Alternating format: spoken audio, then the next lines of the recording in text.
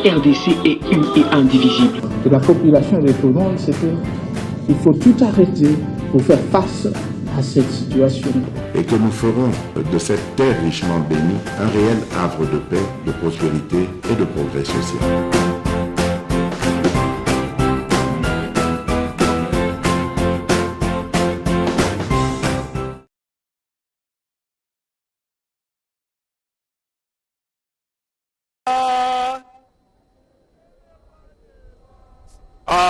Boza malili mwa mingi lelo eza mokolo moko ya esengo nzambe apesi biso occasion oyo na bakonzito ya koyoka alors esenge tokumisa pe ye il est le roi des rois, il est le tout puissant, il est Jéhovah Jireh, tout le monde s'abaisse devant lui. Tout le monde s'abaisse devant lui. Tout le monde s'abaisse devant lui. Tout le monde s'abaisse devant lui. Les généraux s'abaissent devant lui. Les généraux s'abaissent devant lui. Les colonels s'abaissent devant lui. Les colonels s'abaissent devant lui. Aïe, aïe, aïe, aïe, vous évitez. Alléluia. Tolingi kotanga liloba na Nzambe muke po tozana tango mingi te. Mbala mosusu tokoyekola nzembo wana malamu. Tozali na mukanda ya Luka. Luc chapitre 7e. Du premier verset, vous allez lire jusqu'au verset 10. C'est une histoire que nous connaissons tous. Une bonne histoire qu'un centenier et capitaine de la cohorte italienne a fait un exploit à Capernaum. Il a manifesté sa foi, il a manifesté sa grandeur d'âme devant Jésus et Jésus a fait de bonnes choses. Qu'est-ce qu'il est écrit dans ces chapitres? Un capitaine qui a quitté l'Italie et il est allé à Capernaum pour diriger une compagnie de 100 personnes. Arrivé là-bas, il a rencontré un Dieu. Alléluia. Il a rencontré un Dieu tout-puissant, un Dieu capable, un Dieu qui guérit, un Dieu qui a une parole de délivrance, un Dieu qui dit des choses et les choses arrivent. Et cet homme a cru à ces dieux-là. Mais il est venu sans famille à Capernaum. Il avait un serviteur ou un esclave qu'il a reçu là-bas. Et cet esclave le servait comme il se doit. L'esclave était vraiment attaché.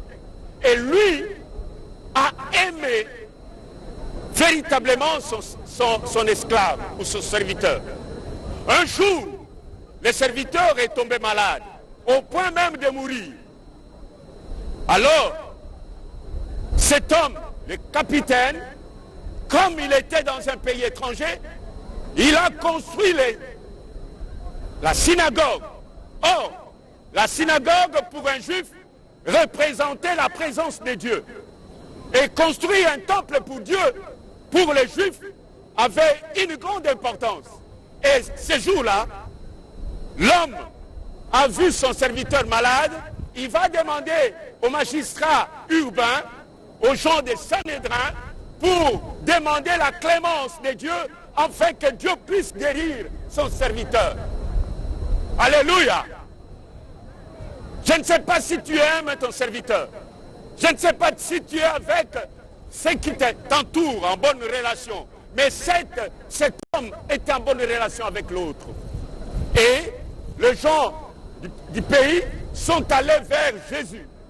Parce qu'il a entendu parler de Jésus. Il vient auprès de Jésus pour dire à Jésus, il mérite cela. Alléluia. Il mérite cela. Alors cet homme-là, Il n'a pas voulu aller lui-même auprès de Jésus, mais il a envoyé d'autres personnes qui le connaissaient et qui connaissaient qui était Jésus. Qu'est-ce que Jésus pourrait faire? Il dit, cet homme mérite cela. Pourquoi il mérite? Parce qu'il aime notre nation. Alléluia! Il aime notre nation. Un étranger qui va aimer la nation d'autres pays. Il dit, il aime notre pays. C'est pour cela, c'est lui aussi qui a construit notre synagogue. Donc il mérite cela. Et Jésus, en entendant cela, il a voulu aller avec cet homme. Mais cet homme-là va envoyer les gens, ses serviteurs, pour dire, non, non, non, non, qu'ils ne viennent pas chez moi, parce que je ne suis pas digne. Moi, je suis sous les ordres de mes supérieurs. S'il me dit quelque chose, je dois exécuter. Un militaire discipliné, un militaire qui écoute les ordres de ses chefs. Il dit, moi, je suis sous ordre. On me dit, je fais. Et moi aussi, j'ai mes subalternes. Si je dis à l'un, fais ceci, il le fait. Va, il va. Viens, il vient. Alléluia. Alléluia. Voilà la discipline de ces militaires-là. La discipline de ces capitaines. L'amour de ces capitaines-là. Il va construire la synagogue. Et ce jour-là, Jésus a dit, oh, en Israël, je n'ai jamais vu une telle foi en Israël. Et maintenant, les centeniers, les hommes qui sont venus, quand ils sont rentrés, ils ont trouvé la personne guérie. Alléluia. Et Jésus était merveilleux. Jésus était étonné de la foi de cet homme-là. Parce que chez lui, il était païen. Mais quand il est venu à Capernaum, il a changé de vie. Il a changé de stature. Il est venu un enfant de Dieu. Celui qui est, il a une interpellation pour nous. Est-ce que nous aimons notre pays? Est-ce que nous aimons notre pays? Si l'étranger aime le pays d'autrui, et nous-mêmes, les natifs de ce pays-là, est-ce que nous aimons le pays? Est-ce que nous aimons le Congo? Nous n'avons pas autre pays que le Congo. Et nous devons aimer ce pays parce que Dieu nous a donné ce pays comme un cadeau. Nous n'avons pas demandé à Dieu que nous soyons des Congolais, que nous soyons des généraux au Congo, mais c'est Dieu lui-même, des colonels au Congo. C'est Dieu lui-même qui nous a donné ce pays, le Congo. Et nous devons aimer le Congo. Nous devons faire tout pour que le Congo reste Congo. Mais si vous trahissez, Laurent Désiré Kabila a dit, ne jamais trahir le Congo. Mais qu'est-ce que nous faisons? Nous trahissons le Congo. Nous détruisons le Congo. Dans tout ce que nous faisons. Le jour viendra. Quand Dieu viendra, il va nous juger tous. Nous serons tous jugés de la manière dont nous aimons le Congo. Est-ce que tu aimes le Congo? Tu aimes le Congo? Mon général, tu aimes le Congo? Mon colonel, tu aimes le Congo? Mon lieutenant, tu aimes le Congo? Les soldats, vous aimez le Congo? Vous n'avez pas un autre pays, si ce n'est que le Congo. Que le Seigneur puisse bénir le Congo. Que le Seigneur puisse bénir notre nation, afin que tout aille de l'avant. Au nom de Jésus-Christ, notre Seigneur, notre Sauveur, nous avons ainsi prié. Seigneur notre Dieu, Éternel Dieu Tout-Puissant, Seigneur Dieu des armées, il est temps que tu puisses nous donner ce cœur pour aimer le Congo. Un cœur patriotique, un cœur qui cherche à ce que le Congo aille toujours de l'avant. Merci pour ton amour infini et insondable. Merci pour le temps que tu nous as accordé pour que nous puissions aimer le Congo. Que le Congo soit ancré dans notre cœur. Que le Congo soit ancré dans notre habitude. Et que tout ce que nous pouvons faire soit pour ta seule gloire. Béni sois-tu, Seigneur. Nous voulons recommander cet instrument qui veut nous parler de ta part. Laisse que, Seigneur, que tu lui donnes encore une parole puissante, afin que ce qu'il va dire puisse ancrer dans notre cœur et que nous fassions ce que toi tu veux que nous fassions. Tu nous as donné ce pays pour que nous puissions le bien gérer, le bien garder, le bien défendre, afin que ton nom soit élevé. Béni sois-tu, Seigneur Jésus. Je recommande tous les officiers qui sont là, tous les militaires qui sont là pour écouter ton serviteur. Laisse que, Seigneur, que tu lui daignes accorder la puissance, l'autorité suprême, afin que tout ce qu'il va dire soit pour ta gloire et que nous soyons capables de le mettre en application. Aujourd'hui, maintenant, jusqu'à la fin des temps, au nom du Père, du Fils et du Saint-Esprit. Que la grâce et l'amour de Dieu notre Père soient avec nous tous, au nom de Jésus-Christ. Amen.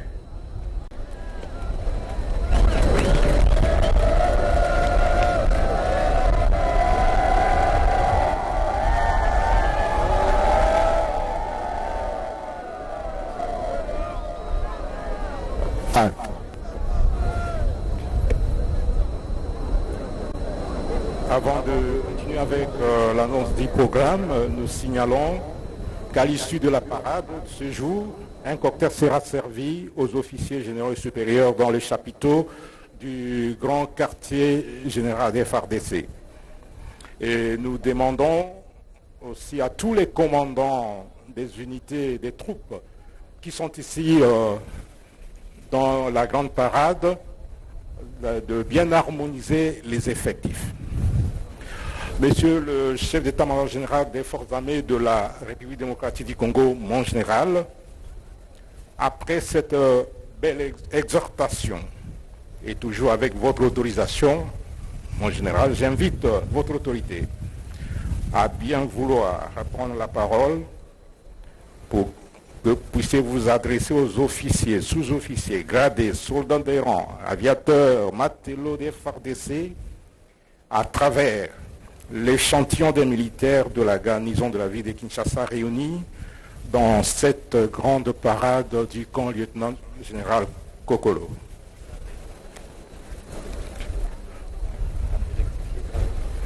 Donc ce ne sera pas un cocktail, mais ce sera un repas pour, dans ce que j'ai dit tout à l'heure, ce sera un repas et les officiers généraux, les officiers supérieurs sont conviés à ce repas-là.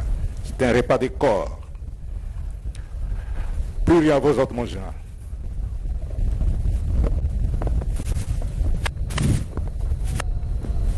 L'unité des garnisons de Kinshasa, l'échantillon représentatif de forces armées de la République démocratique du Congo, ici au camp Kokolo.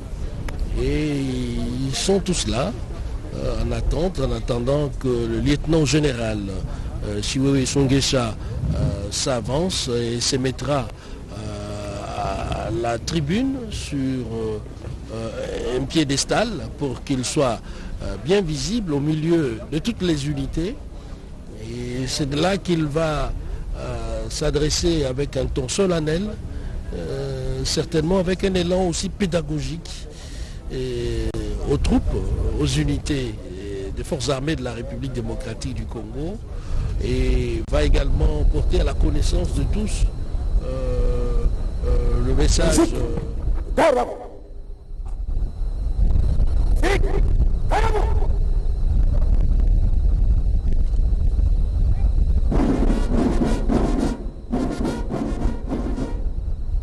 Faites porter les armes. Alignés. Mort. Gardez. Vous. Rosa. Courtez. Armée.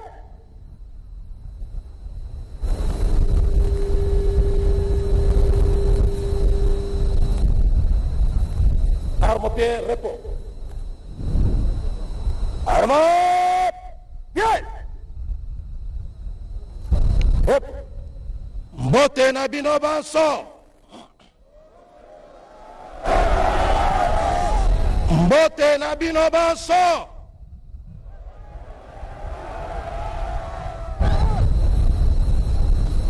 Ya liboso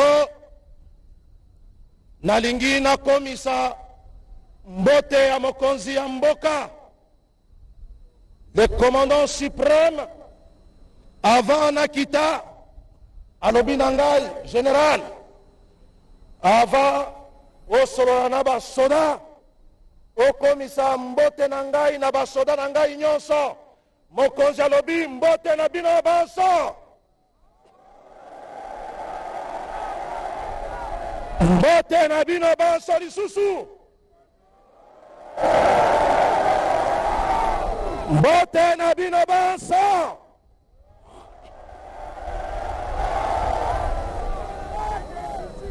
Merci beaucoup. Lelo eza la troisième parade na biso. Esengeli to solola na masolo pe to se rappeler na makambo mosusu. Ya liboso nalingi to sala mwa rappel ya mission na biso en tant que FRDC. Tout le temps na kozwa micro eloko oyo esengeli na zongelaka yango tout le temps ko rappele bino biso nyonso mission na biso ya FRDC. Mission na biso ya liboso ezali nde kobatela ekolo na biso mobimba. Ya mibale ko protéger population na biso soki na telemi awa na point ya liboso c'est juste pour na rappeler bino mission na biso ya liboso comment ko protéger mboka na biso. Lelo toza na mission ya kobatela mboka. Mais le pays est en guerre. Le pays est en guerre. Tobandaki ko s'organiser poto yeba ndenge nini ya kobatela mboka na biso malamu. C'est vrai, toza na effectif eza ebele, mais toza na problème ya espace na biso. Et puis toza na problème ya banguna oyo tout le temps bazo bundisaka biso konvie mboka na biso, et tout le temps bazo tia biso na bitumba nyonso. Lelo nazana esengo ya koyebisa bino que la montée en puissance ya armée na biso eza effective. Toza na près ya 15 brigades. Toza na près ya 15 brigades. Donc d'ici fin ya année oyo toko bimisa au moins 15 brigades. Et puis ba brigade nyonso organique eza na biloko na yango nyonso ya mosala to assurer malamu sécurité ya nini ya mboka na biso, ba frontière ya mboka na biso, et puis to mettre fin na bitumba oyo nous imposé par l'extérieur. Et bitumba oyo ekosila peto kosilisa yango.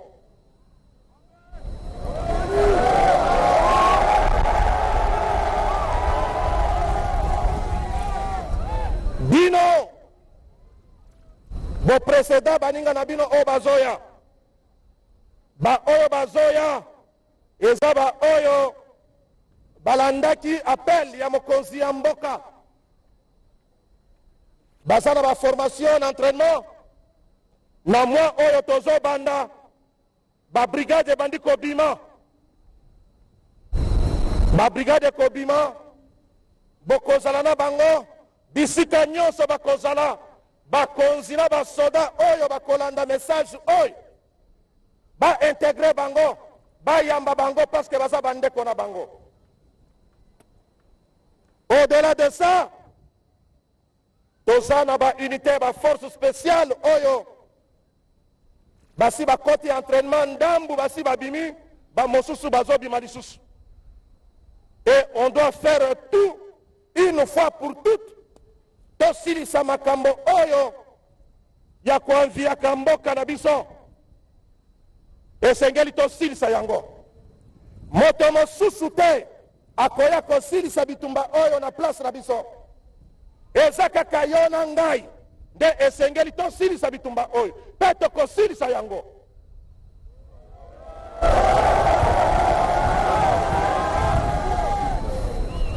À part la sécurité ou bien la protection et la défense du territoire na biso, toza pe na mission ya kobatela la population na biso. Yango nazopesa longonya na FRDC Mobimba. FRDC Mobimba napesi bango longonya, pe longonya oyo euti epai ya mokonzi ya mboka. Komona depuis bamakambo oyo ebandi, en tout cas biso na population to se comporter très bien. Et puis population Mobimba eza na ngambo na biso, parce que même bisika banguna bazali population eza na bango te. Population eza na bango te. Population ezosenga FRDC ekota kuna po bazala na kimia. Yango esengeli tosilisa makambo oyo nyonso de façon que population na biso ekoma na kimia nyonso. Na bisika oyo bitumba eza te, na kosenga na FRDC collaboration parfaite na population, kotracasser population te, kotraumatiser population te. Bandeko na biso ba civil esengeli bayoka elengi na esengo, soki amoni yo asepeli na yo, soki aza na information apesa yo yango. Kotracasser population te, ko-créer ba infraction te. Population civile baza bandeko na biso, baza bandeko na biso. Soki okutani na ye, considere ye lokola mama na yo, grand frère na yo, leki na yo, ndenge o se comportaka deva bandeko na yo, comporte-toi ndenge o wana na civil nyonso oyo okokutana na ye. Est-ce que toyokani? Est-ce que toyokani? Nazopesa pe mission ya garde républicaine. La garde républicaine, c'est l'une des unités. Il y a FRDC. Oyo, ils ont détaché la protection. Il y a commandant suprême. Ils ont une mission à Yango. Mission de la garde républicaine, c'est protéger, sécuriser les commandants suprêmes. Famille naye, biloko naye, bandeko naye, ces autres de marque. Cela veut dire, va inviter naye, lui rendre des honneurs jusqu'au sacrifice suprême. Wana mission ya garde républicaine. Bisika nyonso mokonzi azali esengeli garde républicaine et batela ye, et protéger biloko na ye, et garder libota na ye, famille na ye, baninga na ye, lui rendre aussi les honneurs, et cela jusqu'au sacrifice suprême. Deuxième mission, il y a garde républicaine. Yango va rejoindre biso na FRDC. Après la réforme, il y a armée. La garde républicaine, la réforme est armée. Tous en a 3 zones de défense. La 3 zones de défense, la unité de la garde républicaine, ils ont détaché dans la zone de défense. Tango bakei na zone de défense, sur le plan opérationnel, bakomi ko dépendre na commandant zone de défense, oyo azana secteur Owana.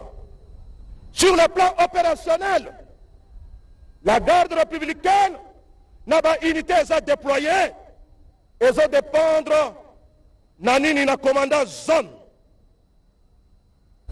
Mais sur le plan de l'administration, bazo dépendre de la garde républicaine. Donc, commandement nyonso na ba zone, ils ont des commandants zone. Raison pour laquelle, la deuxième mission, la garde républicaine est rejoindre les FARDC en mission à Yango. Yako défendre Mboka na biso Mobimba. Raison pour laquelle la garde républicaine est déployée. Na nord, Kifu. Bazakuna, Ezo Bunda, Bazakuna. Sous commandement, il y a commandant Oyazakuna. Exception, Ezana, province Owana, c'est le gouverneur. Sous commandement, il y a gouverneur Oyazo mené ma conduite et opération. Garde républicaine, Azali sous la troisième mission. Il y a un européen. Il y a un maintien et rétablissement, il y a ordre public.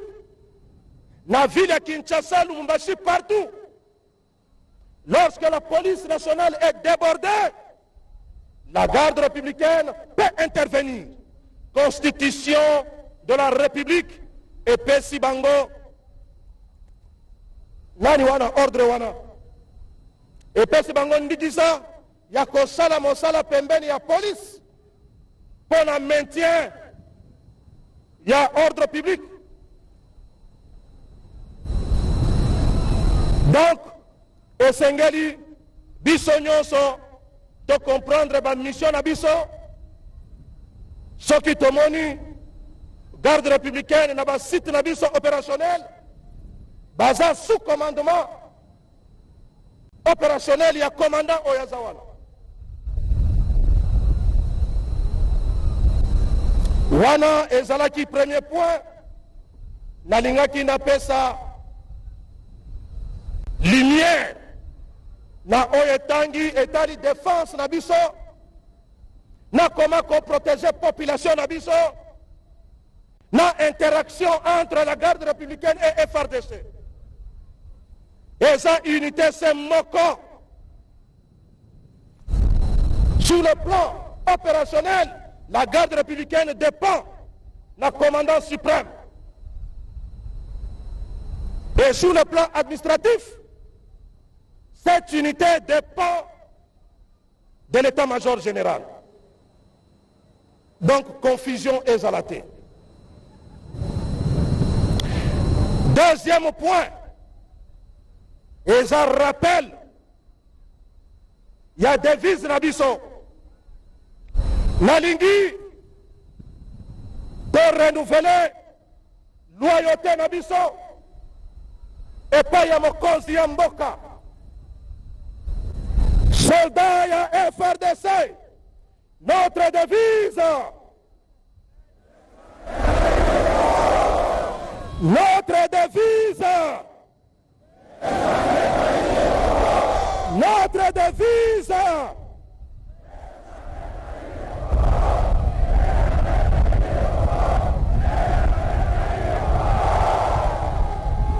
très bien. Ne jamais trahir le Congo.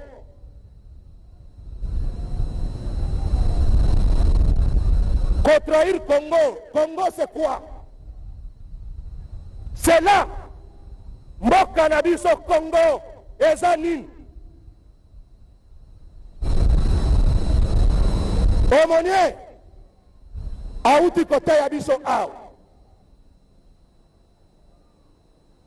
Ate biso. Biso nyonso toyoki. Soki okoti kaka na Bible, otangi histoire ya Némi, okoyoka kenemi azalaki na boumbu me ntango amoni ke mboka na ye esi ekufi nemi adeside ya kozonga mboka na ye kotonga mboka na ye arme na maboko soki bitumba ye nemi azobunda ya kotonga mboka bazotonga mboka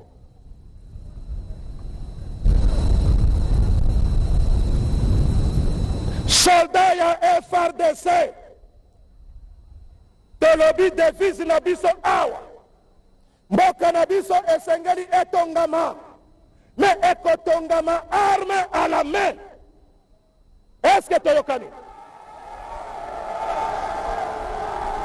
mboka na biso ezotongama me arme à la main.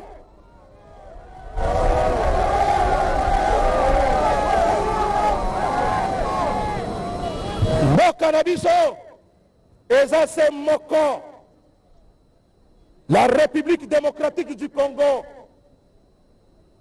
soki otrahir yango yo moko na nzambe na yo mboka oyo bino moko bomoni avant même nga nazwa parole c'est l'aumônier protestant makambo na biso nyonso ebandaka na prière ebandaka na prière ngai moko nabandaka na prière bakonzi bomoni baza kuna basali ya nzambe baza ebele des grands pasteurs ils sont là des grands pasteurs ce n'est pas pour rien on a dit tenu et puis ozo fukama ozo sambela ce n'est pas pour rien mboka na biso toza na mboka mosusu te toza kaka na Kongo na biso oyo esengeli tolibere yango na makambo nyonso ezoleka na mboka na biso. Les autres se posent des questions. Comment expliquer yo chef MG kaka ba prière, yo commandant force terrestre kaka ba prière, yo commandant soki wapi kaka ba prière.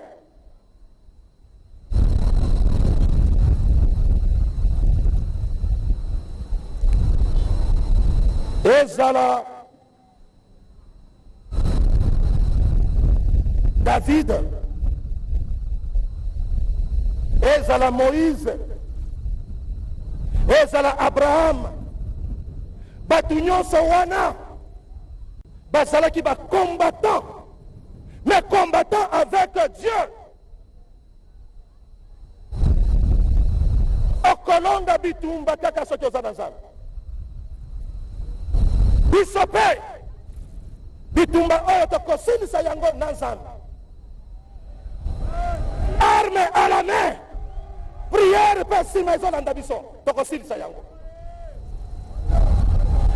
Raison pour laquelle bandeko na ngai bagénéraux bacolonel kobatama te soki osalaka prière ou bien oza pasteur oza nani bima na yo lakisa na bato nyonso ke oza pasteur, ça donne la force.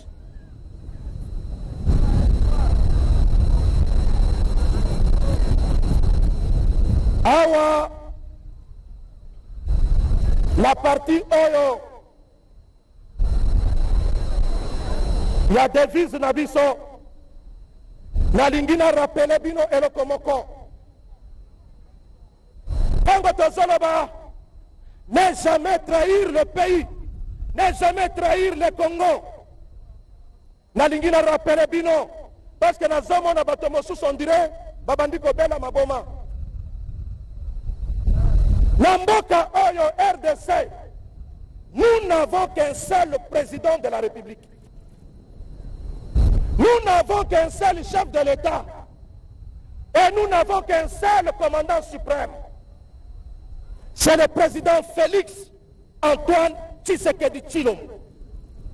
C'est lui le président, c'est lui notre commandant suprême. toza na commandant mosusu te.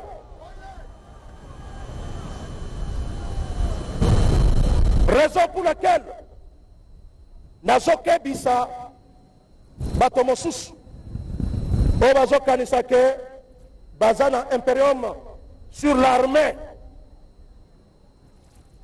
ofandi soki wapi okomi koloba oyo bagénéraux kotanga kombo ya général te, kotanga mpe kombo ya colonel te. Tika mokonzi ya mboka, ministre de défense na ngai totanga bakombo ya bagénéraux. Yo kotanga kombo ya général ata moko te. Soki oza na besoin ya bitumba yaka okokuta pe biso tokobunda.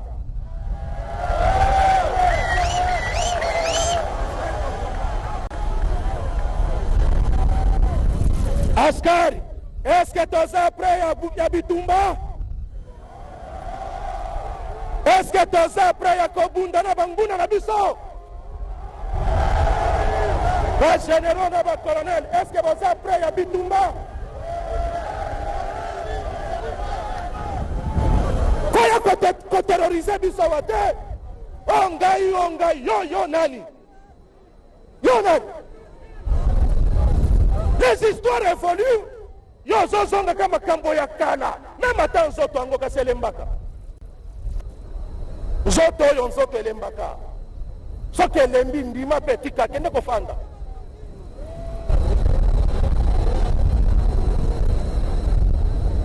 Bosalaki na biso awa bosalaki nini?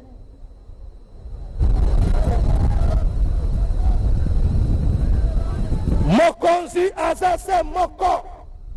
Et le chef de l'État, alobi nanga ina rappelé bino. Mokonzi azase moko. Baza mibalete. Botala ndenge tobimi propre. Botala ndenge tobimi. Lelo komi kotambola balabala bakomi ko respecter yo.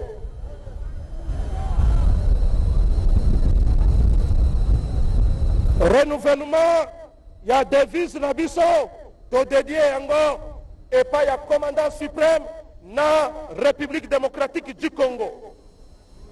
Parce que papa Nabiso, c'est le président de la République. Maman Nabiso, c'est la République démocratique du Congo. À part Owanami Balé, Tozana Baboti Mosusute. Donc Biso Basoda et Sengeli, Totel Melande place Owana. Et là, Nazokebisa, Nazozongela lisusu kokebisa, bandeko oyo, Tozana Bango, baza a contact na batu Owana.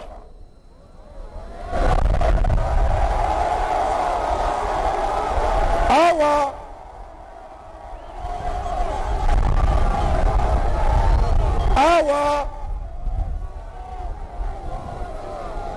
nazokebisa basoda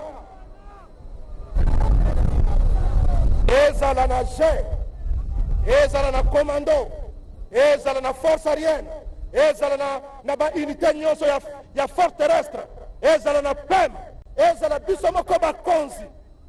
Nazokebisa bino,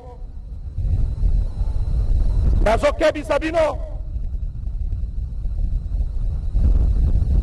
nazokebisa bino. Bozwa biso batu mabe, me nazokebisa bino. Ba telefono boza nango ya mike, po ba kontrole bino te, nazokebisa bino. Awa tokomi na système, tala ngai na tala yo to tala na.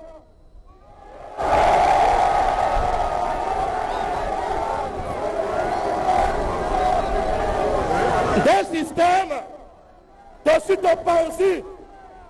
Général, je pense général Ndaïwal a contredire Ngaïté. C'est le système déjà monté. Tala ngai na tala yo to tala na.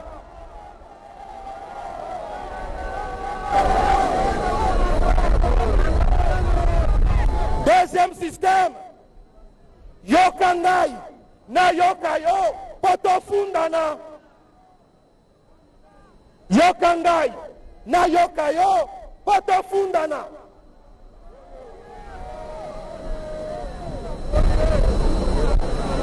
Soldat nyonso oyo akokota na mutambu wana bazoloba na ye makambo mosusu yaka kodenonse mpe bakosala yo eloko te. Yaka kodenonse komsa bambuma mabe totia bango pembeni. Il n'est pas interdit de rêver. On peut même rêver debout, croyant qu'au commission finale. Mais il n'est pas interdit. Rêve. Et ça, le rêve. Continue à rêver. La vie continue et l'armée continue. Wana eza deuxième point. Nangai troisième point. La lingina lobela makambo oyetali élection. Bandeko boyebi ke bomonaki bakonzi bakendaki kotika badepo na bango ya candidature ezala na niveau présidentiel même na niveau ya badéputé tout ça bango nyonso bakendaki kotika. Le mois oyo ezolanda bakonzi nyonso bakokota na campagne. Na campagne bakokota babisika makambo ebandaka. Tango bakonzi baza na campagne nde kuna baunité na biso nyonso ekozala en alerte maximale mpo na koveye nani alingi asala nini. Esengeli liso etala liso mosusu. Toza na mission biso FRDC na élection oyo eza ya koaccompagner CENI de façon que CENI asala mosala na ye kimia abimisa baresultat kimia. Soki CENI akozala na besoin ya lisungi ya logistique ya camion tokotala na bakamion toza nango topesi. Mais biso armée tokokota kuna te. Est-ce que toyokani? Armée tokokota na makambo ya CENI te. Mais biso tango bango bazosala mosala na bango esengeli tofongola nde misu batu nyonso en alerte maximale. Qu'on veille sur tout ce qui bouge. Parce que ça n'a pas mon sous bazolinga baya kotia désordre batia mobulu. Or que biso mosala na biso ezande ya ko anticiper ko mettre fin kotia kimia na désordre owana. Et puis logistique eza biso te tokolanda CENI, mais ce qui CENI a exprimé besoin nde tokoki kobimisa oyo toza na yango mais à travers bakonzi nde topesi CENI. Voilà apport na biso na makambo etali CENI. Et puis na surtout place moi désordre ezali bitumba il faut tozala wana po to permettre CENI asala mosala na ye na kimia. Quatrième point, l'armée est à l'apolitisme de l'armée. L'armée est apolitique. L'armée est apolitique.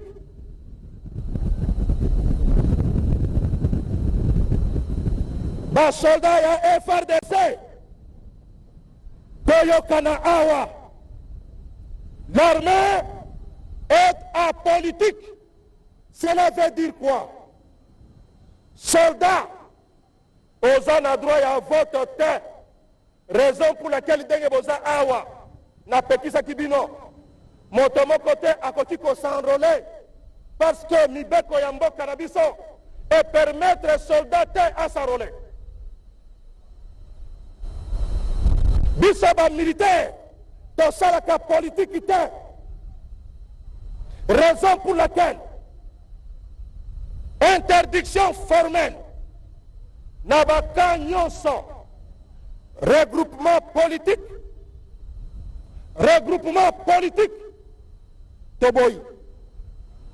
Je pense ezala commandant région ya 14e na ba commandant région nyonso ya mboka mobimba bazolanda biso na bilili interdiction formelle ya ba regroupement politique na baka. Interdiction formelle ya soldat kolata polo ya parti politique. Interdiction formelle okutani na PEM, okutani na batu ya renseignement militaire, bakokanga yo.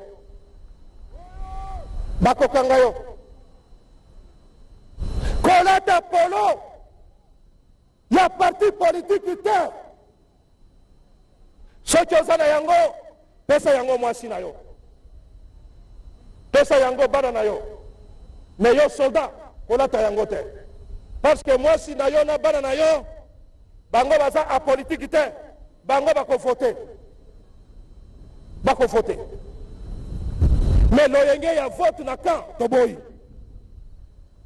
Est-ce que toyokani? Même ba regroupement communautaire biso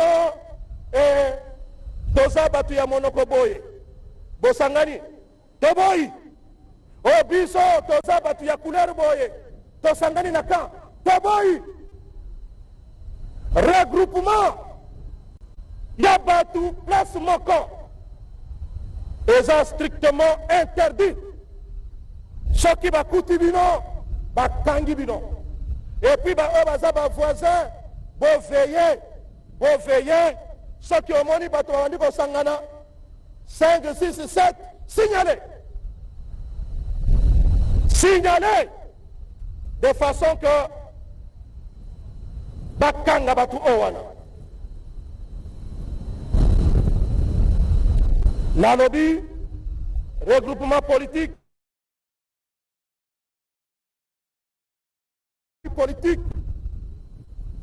kochape kalikote awa otie soki drena yo na elongi soki ya député nani toboyi.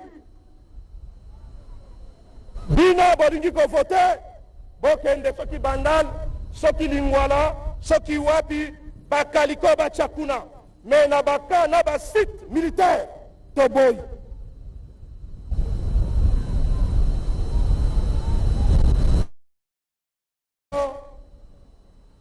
Okove yango en complicité na ba PEM na yo kotala ba site nyonso eloko wana esalema te, bakaliko toboyi. Bakomanda ya bakan esengeli baveye polo ya baparti politique toboyi. Réunion toboyi, biloko nyonso wana toboyi. Est-ce que toyokani?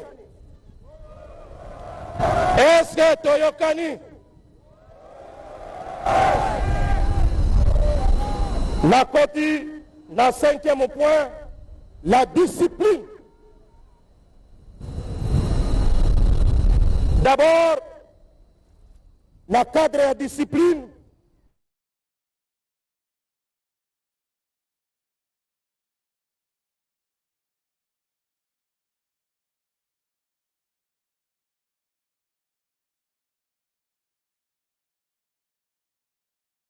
kolata bere vert problème eza te.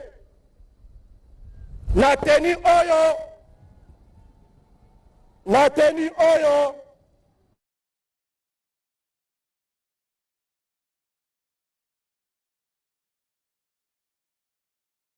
cérémonie ya munene ndenge bolati boye ezolakisa discipline. ezolakisa ke armée na biso ezomata la montée en puissance, ezolakisa ke bozoyokela mpe ngai mpe bozoyokela bakomanda na bino na teni oyo kolata yango te na bere mosusu na chapeau mosusu na soki large bord mosusu te. Teni oyo eza na dotation na yango, soki bakuti yo na balabala bongo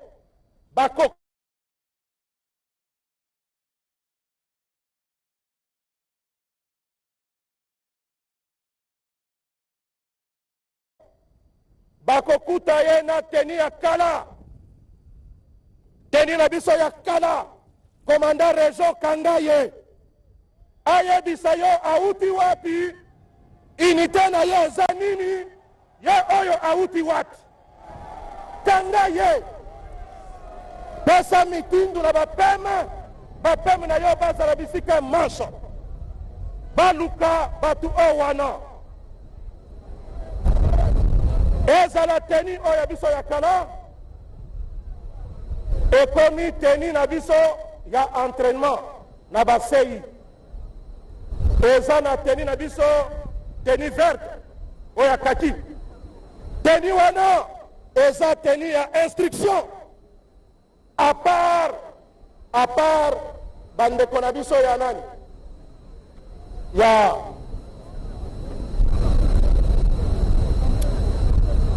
ya nini ya Général Massi corps PPN, à part bandeko na biso ya corps PPN, même yo na service national.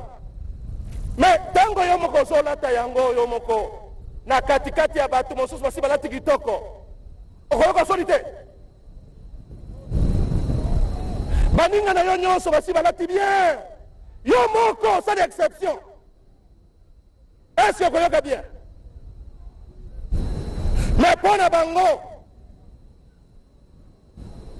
ezala service national, ezala corps PPN et pas ya Général Massi, bango baza autorisé ya kolata yango. Mais oyo nyonso kolata yango na ville ya Kinshasa esengeli kotuna ye auti wapi, autorisation de déplacement na ye, basoda nyonso bazokima kote kune ya bandundu bokangi bango, soda oyo azokima bitumba aza na droit ya kotikala na FRDC te, bokangi ye, boenregistre ye, bolongoli ye na armée. Allez, accueilli prison directement, bokangi compte na ye, c'est fini. Soldat indiscipliné accueilli boloko pe mosala na ye na armée esili.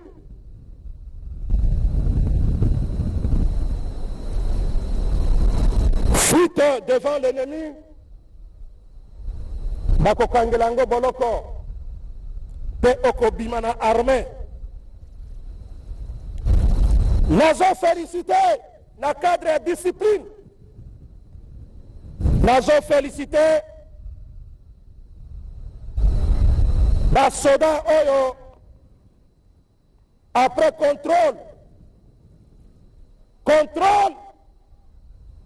ezalaki mitindu ya mokonzi ya mboka, ngai pe napuyaki yango, esengeli toleka na contrôle, napuye VPM toleka na contrôle, mokonzi toleka na contrôle. Raison pour laquelle Général Tango Fort asalaki contrôle. Na contrôle wana, c'est vrai, eza na basoda mosusu bazwaki bambongo na bango te, malgré balekaki na contrôle. Basali ba 3 mois, 4 mois, ya 5 mois pe bazali oyo bazwi mbongo te. Raison pour laquelle nazo félicité basoda oyo wana pona discipline. Basoda batomboki te, basoda babeti mabanga te na mamituka, basoda baye kosala attroupement na état major te eloko wana nazo félicité bino elakisi ke discipline efandi tango tosali rapport epai ya mokonzi ya mboka azalaki très touché alobi général nalingi koyoka lisusu te ke soldat na ngai afutami te kende kofuta bango mbongo na bango nyonso. Raison pour laquelle commission ezali ebandaki semaine passée oyo aza na retard ya 6 mois bafuti ye mbongo na ye nyonso ya 6 mois. Oyo aza na retard ya 5 mois azwi mbongo ya 5 mois. Oyo aza na retard ya 4 mois bapesi ye mbongo ya 4 mois. Ba oyo bazwi nano te bayeba ke bakozwa ya bango nyonso ndenge baninga na bango na Kinshasa bazozwa. Est-ce que toyokani?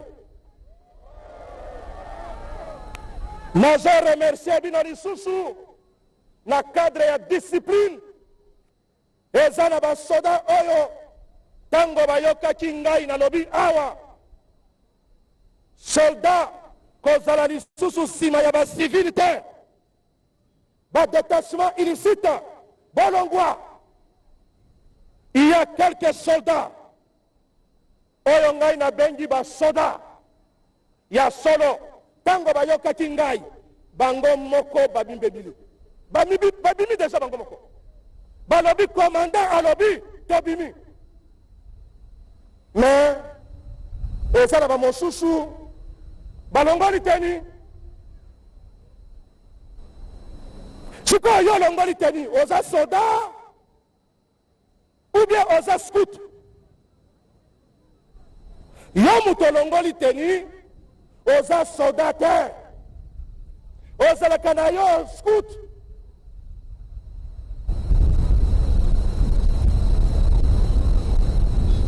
Okanisi ke toyebi te toyebi kala mingi te awa bakokanga bino na mutu oyo azobatela bino il sera interpellé na renseignement militaire.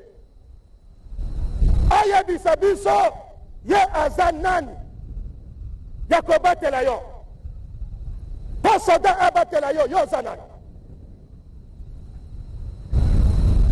Napesaki ordre ferme soldat nyonso oyo aza en détachement illicite azonga na unité. Ba oyo basi batindi basoda epai ya bachinois ya balibanais ya baindien n'importe qui bobimisa basoda mbangu bazonga. Mais nalobi félicitations parce que ebele baonga na bande komona bazongaki mais ndambo batikali bakangi bango na ba yo soldat bazokangela yo na clôture. Soda obatami na clôture obimaka libanda te yo oza soda ndenge nini. Et c'est ici l'occasion pour moi na corriger erreur komoko. Nalobaki nazalaki trop clair. Mais na exécution ya ordre je n'ai pas compris ordre oyo commandant grand qui j'ai abimisa kiango wat. Bakonzi ndenge baza wana baza na droit ya kozala protéger. Ba famille na bango baza na droit ya kozala protéger. Raison pour laquelle un responsable militaire esengeli azala na sécurité na ye na soda na ye. Mais bino bokei kobimisa basoda nyonso na ba généraux otiki général ye moko un grand général un grand colonel atikali ye moko sans garde nanda. Mais ordre oyo bozwaki yango wana.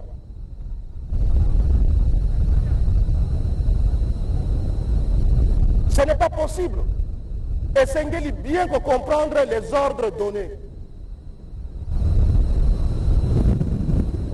Tolobi ba civil, tolobi ba soldat, ba civil, tout civil nyonso, homme d'affaires nyonso, mundele nyonso aza na besoin ya protection tout droit na police akende komona général ya police alonga boni apesa ye policier botika policier protéger bino mais l'armée ne protège pas directement civil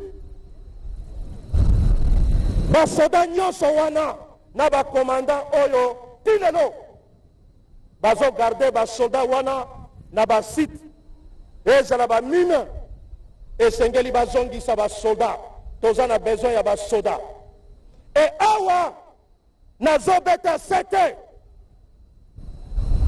na Grand Katanga pe na Ituri province oyo tilelo basoda baza kaka na bamine esengeli commandant responsable ya Grand Katanga chapeauté par le commandant zone basala opération otolobaki je pense la force terrestre aussi à kochape moi loboko na likolo de façon que basoldat nyonso wana babima na bamine toza na besoin ya basoldat mpo na kobatela mboka na biso mobimba omwe bisika oyo mokonzi akoloba ke bobatela place tel wana tokotya basoda mais tant que mokonzi alobi eloko te basoda nyonso wana esengeli babima est-ce que toyokani et puis nazo félicité bino lisusu malgré toza na baopération na ngambo na biso tozomibatela malamu me bisika banguna oyo bazali bazomassacre bandeko na biso à chaque fois bazomassacre bandeko na biso me bisika FRDC ezali zéro cas ya viol, zéro cas ya viol sexuel, zéro cas na yoki yango te soda sali boye na yoki te yango nazo félicité basoda ya FRDC to continuer ce bongo mwasi oyo aza ya yo te kolanda ye te ndenge biso nyonso tozali moto na moto aza na mwasi na ye kokende kokota na biloko ya baviol sexuel te Dieu merci zéro cas une année zéro cas il y a de quoi pour féliciter bino boya suka nalingi nalobela l'unité ya FRDC bomboko FRDC totikala bomoko FRDC yo na mokonzi na yo bozobunda bozowela nini obundaka na mokonzi na yo owelaka nini arme na biso eza lokola parlement te ke bakosenga qui sont pour qui sont contre non ezalaka nde mokonzi ya mboka afande lobi oyo okomi boy yo okomi boy yo okomi boy yo okomi boy me bowelaka nini bitumba ezalaka nini bowelaka nini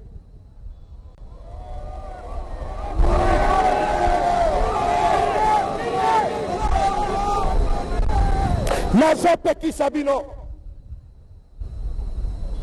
kowela fonction te fonction bawelaka yango te parce que moto awelisaka fonction wana arataka yango kaka okora te yango epuis ntango azobundisa komanda na yo kokanisa yo te ke yo kosala intérim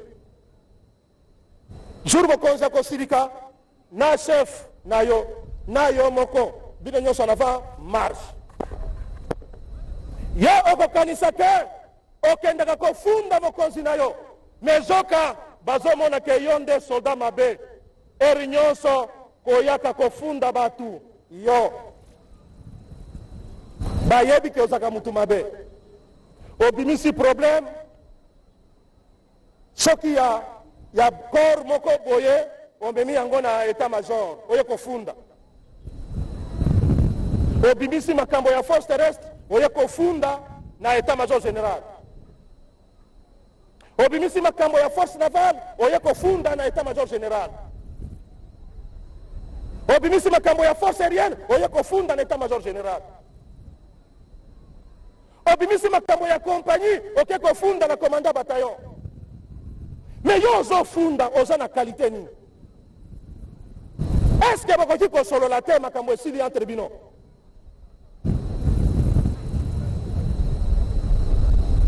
prochainement oyo akoya kofunda mokonzi na ye pa na ngai nakobengisa mokonzi na ye bakofanda liboso na ngai nasambisa bango makambo wana ya oye kofunda mokonzi na yo natiki ekosalema lisusu te ekozala sikoyo ofundi komanda na yo nabengisi komanda na yo akuti yo na biro na ngai natuni yo bandela banda epuis nazosenga na bakomanda nyonso to se comporte bongo to ndima bindima ndima te soki baye kofunda bamosusu approche mutu o wana benga na mutu bafundi fandisa bango nyonso mibale yebisa moto oyo ye kofunda abandela il faut commettre fin na badivision et puis baoyo na armée bazokanisa ke baza mayele koleka bamosusu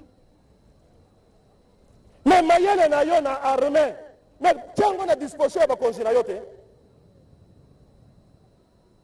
mingi bakonzi bazalaka mayele te kasi état major nde esalaka na place ya bakonzi commandant bataillon aza bolone oui mais yo membre état major ozosala nini kasi yo nde esengeli otravaille opesa ye totanga biloko wana na baakadémie militaire nyonso baoyo basala bainfo batangisa bango baoyo batanga bakenda bacentre supérieur awo badem batangisa bango l'armée ne fonctionne pas en électron libre te armée fonctionnaka liboke eza liboke bomoko état major bofanda ya mayele pesa mayele kokritike mokonzi te ayebi eloko te me yo oyebi yaka nango te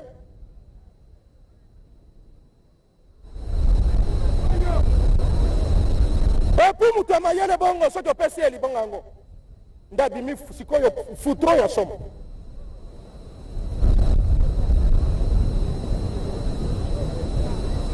mayele na yo soki totindaki yo na classe osali dem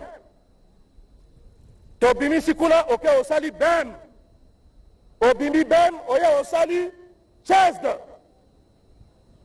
okotya confusion te na mosala ya armée okocomprendre ndenge nini armée fonctionnaka armée fonctionnaka na humeur ya commandant te armée efonctionnaka na fonctionnement ya état major na ye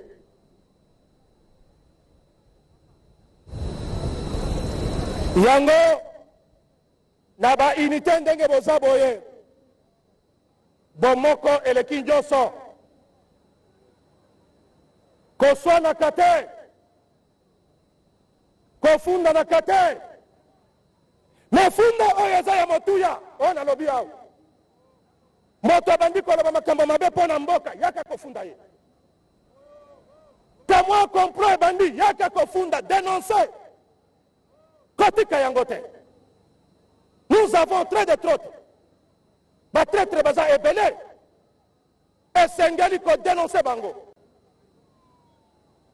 bomoko eleki nyonso bomoko yango nazosenga na état-major général kobanda ngai moko ti mutu ya suka na état-major tozala nini te bomoko tozala en bloc tose divise te topesa place na monguna te parce que tango bakocritique état-major général na yo moko ozala kati même ata soki olobi ngai naza te eza bango na yo moko oza membre état-major oza na kati force terrestre bloc bofunda na kapambapamba te bloc force navale bloc kofunda na kate o commandant adjoint te bloc commandant ozosala mabe ale bengisa ye adjoint ozosala mabe bengisa ye yaka na ye pa na ngai oyo azoloba boye oyo azoloba boye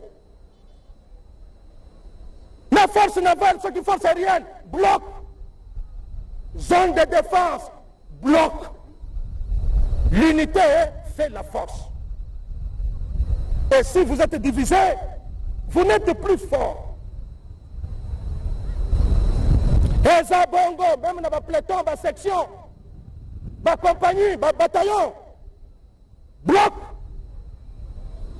oyo batie wana commandant quel que soit taille na ye quel que soit âge na ye c'est lui votre commandant boyo toraka okomi na biceps batie yo commandant aza na nzoto ya mike okomi kaka oyo akosala nini oyo oyo akosala nini oyo oza indiscipliné est-ce que toyokani est-ce que toyokani je pense nalobeli makambo nyonso récapitulatif ya oyo nauti koloba awa na po ya liboso nasali rappel ya bamission na biso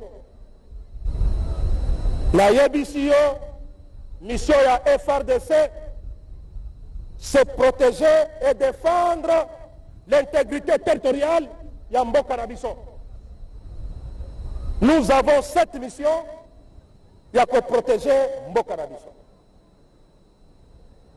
Nebisika wapi nalobi la montée en puissance ezandoto te ezali à partir du mois prochain la brigade ezobima des brigades structurées, organisées et puis bien dotées. Non, bien dotées. Je pèse bien mes mots, bien dotées. Et je pense, nauti koloba awa ke ba unité wana tango koya et kopesa biso souffle ya sika. Et puis na sengi na bino mampinga ya kala bo accepter bango bo yamba bango. Et puis, na lobby likamboya ko protéger population na biso, bandeko na biso, oyo balati tenite, toza obligé ya ko protéger bango. Eza mission na biso. La outi ko pesa pe définition mission ya garde républicaine pour na ko éviter pour moi confusion ezalaki, il fallait na pesa ba mission ya garde républicaine. Pour Moutounyoso à comprendre lorsque la garde républicaine est en mission déployée. Tango garde républicaine a déployé, il n'est plus sous commandement opérationnel, il y a commandant naïe. Non. Non, non, non, non, non, non. Moutoko commandé, c'est le commandant ya FRDC Oyazawana. Ce qui a pété mon nez kodekaye. La place Ouana. La garde républicaine est comme sous contrôle opérationnel. Il y a commandant zone ou soit commandant secteur. Je pense que la liste sous place au Wanate, c'est là intervient les problèmes de responsabilité. Tout le monde sous tel lobby, oh la garde républicaine, non. Yo commandant. Commandé garde républicaine na Bitumba. Commandé yango. Deuxième point, nalobeli oyo ezali esangi devise na biso. Askar Mampinga ya FRDC, notre devise, notre devise,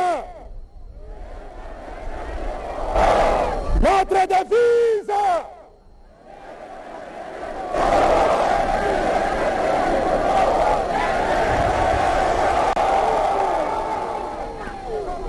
Wana ezalaki deuxième point na ngai nalobi na bino to trahir mboka na biso te. Mais avant mama abota papa pe azalaka ko yango nalobi loyauté na biso esengeli t'orienter yango epai ya mokonzi ya mboka. Et c'est là où je dis na mboka oyo toza na deux présidents te, toza na deux commandants suprêmes te,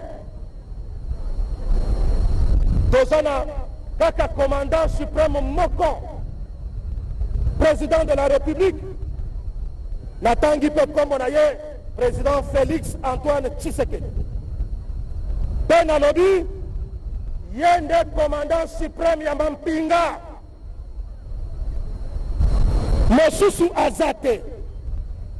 Nde kuna na kebisi barevers bazokanisa ke bakopesa ordre na armée. Oh, nous sommes en contact avec les généraux. Général ya wapi? Yo kanisi ke ba général oyo bafandi awa baza distrait. Kasi mutu na mutu azosala vie na ye. Donc, en commençant par moi-même, j'ai une famille. Au-delà de l'armée, et c'est qu'il a protégé. Yo kanisi un général, à côté de l'aventure, à côté de l'aventure. Parce que yo lobby, yo zanani.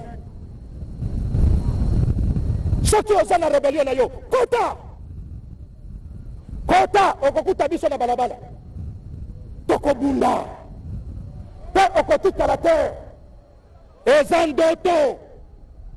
Il n'est pas interdit de rêver ezandoto. Continue à rêver debout. Nalobela ki yango wana ezalaki deuxième point. Troisième point, nalobili makambo etali élection. Nayebisi bino moi oyo ezobanda tozokota déjà na campagne électorale. Raison pour laquelle d'ici là, la fait à moi oyo tokocha soda nyonso en alerte maximale. Et que c'est un gâteau veillé sur tout ce qui bouge. Pena lobi na bino, pona seni, toko sunga seni, ce qui a sengi, moi lisungi. Par exemple, place telle, moi mon boulot est zalibo kende, bosili sa mon boulot pour bisoto le kanaba vote. Yana tokei. Quatrième point, na lobeli na kambetali, la politisme, il y a armée. L'armée est apolitique. Na yebisi bino, kokota na mouvement électoral te. Kolata ba polo, il y a ba parti politique te. Kosala ba réunion, na banda kona bino te. Ba regroupement politique, na baka na ba site, toboyi. Ba kaliko, toboyi.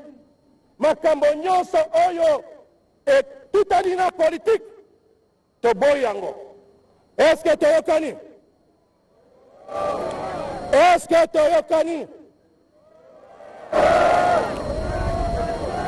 La cinquième point dans l'objet, makambo tali discipline. Discipline, la félicité, comportement ya bino ba soda. Et cela prouve réellement que la montée en puissance est réelle. Parce que la montée en puissance est qu'un cas de père n'a comportement ya soldat. Kala, soki kaka bobloke mbongo ya soda asali 2 mois 3e mois manifestation ebandi bamituka apa ya bato oyo bakotumba yango bakobuka yango tobandaki komona yango awa me lelo katikati na bino eza na baoyo baza na ba 6 mois 5 mois 4 mois 3 mois impayé. Pourquoi? Parce que moi confusion, moi incompréhension na ba contrôle, c'est tout à fait normal. Mais awa vous êtes tous témoins parce que mokonzi ya mboka alobaki topesa pe topesi ndambu te me topesi nyonso soda nyonso azwi mbongo na ye baoyo baza na ba intérieur commission ekolanda ekopesa bango mbongo na bango bazala kimia bakozwa pe mbongo na bango na félicité bino lisusu problème etali comportement na bino sur ba pratique oyo babanda kokondane biso kala ba violence sexuelle na félicité bino parce que 0 cas ya violence sexuelle bakosela biso te toza kuna pete na ba violence sexuelle FRDC eza te protection de la population, on continue à protéger la population, raison pour laquelle vous êtes à féliciter. Maintenant, place na condamné bino na cadre indiscipline. Et zande ba soda mosusu bazo continuer kolata teni ya kala. Ba pesi o teni ya sika ozi biloko ya kala obakisi. Oloko ba dote yo chango pembeni obandiko olata biloko mosusu. Pe nalobaki makambo ya moyibi ya teni toboyi makambo ya moyibi ya teni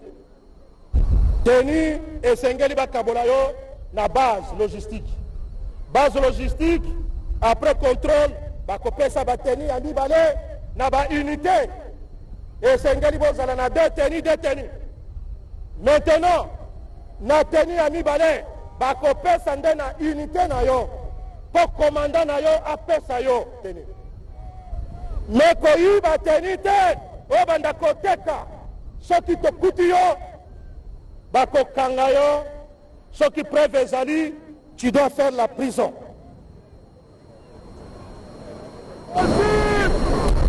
Na cadre ya discipline nalobi na basoda oyo baza détaché illicitement epai ya bacivile ya bachinois ya mindele nyonso wana meme na bakare minye nazotelemela yango commandant oyo azotinda basoda ne raisonnez pas 2 fois, c'est un ordre exécuté yango bimisa basoda bisika nyonso wana otie bango ngai nalobi me eza te ngai nde nakolandela te ngai nalobi me bato bakolandela bino eza nde général Dayuel ye nde responsable ya renseignement militaire akolandela bino soki abengisi yo kende korépondre kokosola bato te kende korépondre makambo na yo kocreye makambo te le commandant région aza na bapeme bakokota mpe na exécution ya baordre oyo kotala banani oyo bazotosa mibeko te bakokangama. D'une façon générale, yango na lobby sur la discipline, les commandants encadrés basoda na bino bien, les chefs peloton, les chefs section, tala section na yo, tala peloton na yo, tala compagnie na yo, tala bataillon na yo. Est-ce que réellement yo osa commandant compagnie? Commandant compagnie esengeli aza un effectif ya combien? Mais yo osa na combien? Est-ce que ça commandant compagnie a solo? Ceux qui ont un peloton, tu n'es pas commandant compagnie. Aussi comme il y a chef peloton. Ceux qui ont une section, tu n'es plus commandant compagnie, aussi comme chef section. Alors il faut faire très attention. Encadrez bien vos hommes pour babenga yo na fonction na yo ndenge elongo manga. Na suka na lobeli makambo etali bomboko l'unité. L'unité fait la force. Mais évoluer en électron libre, force ezate. Yango na sengi, na bino nyonso FRDC, ko bandangai moko, ti soldat ya suka, to tikala na bomoko. Ko funda na kate. Ko se créer ba problème inutilitaire. Fonction na yo, salela yango ndenge, bakomeli yo yango, tanga yango. Fonction nanga yezani, salela yango, bar. Ko créer ba makambute, to ça nango besoin terre. Le pays est en guerre. To se préparer comment ko armer ba militaire na biso, to siri sa makambo oyo. Ça ne sert à rien. Oh yalobi boye, oh ngai boye, oh yasali boye. Non, to s'affaiblir. To kende liboso. État-major, lamba biloko na yo na état-major, pas sa commandant. Commandant a décidé. Ça ne sert à rien état-major, bozo finga, ko finga, kaka, finga, kaka. Non! Et qu'on profite bino nani. Allons de l'avant. Je pense, la commune à Souka, ya oyo, adresse nangai, mokonzi ya mboka lobaki na ngai général kende kosolana ba soda tobandi kokota na période ya ba élection campagne solola na bango oyebisa bango koma bakose comporter yango na uti koyebisa bino bolo balobi te ke o général alobaki te na lobi maintenant bal etikali na kana biso to salela yango bien pona ko silisa comme d'habitude esengeli na pambola bino papa oyo apambolaka bana na ye oyo papa apambolaka bana na ye te motu na ye ezofonctionne bien te ngai esengeli na pambola bino bopambwama bino nyonso bopambwama Nzambe oyo mokonzi ya mboka asambelaka Nzambe oyo ngai nasambelaka Nzambe o wana amona bino Nzambe wana apesa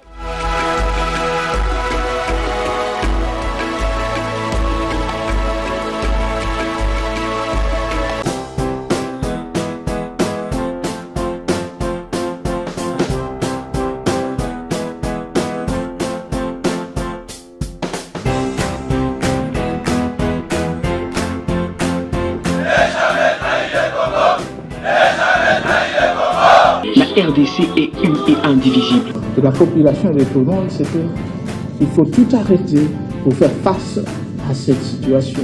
Et que nous ferons de cette terre richement bénie un réel havre de paix, de prospérité et de progrès social.